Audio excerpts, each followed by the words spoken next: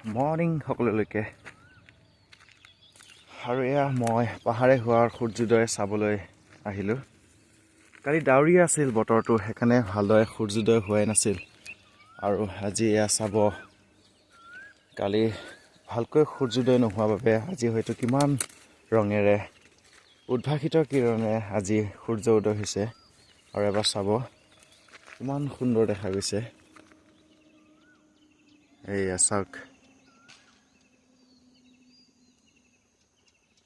পাহাৰে হোৱাৰ সূৰ্যোদয়।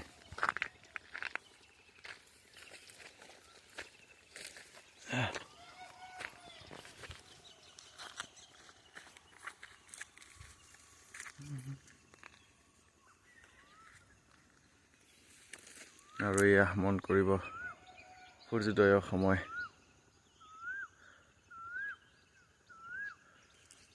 দেখি লগা নাইনে আজি যেন সূৰ্যটো একেবাৰে নতুন।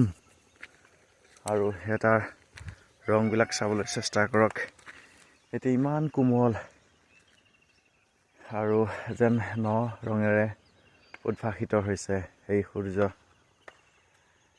আৰু কোনে কোনে এই সূৰ্যোদয় সময়কণ ভাল পায় প্লিজ জনাবচোন কমেণ্টৰ যোগে। মোৰ বাবে এই ক্ষণটো সদায় প্ৰিয়। যদি আপোনাৰো প্ৰিয় হয় এবাৰ কমেণ্ট কৰি জনাব।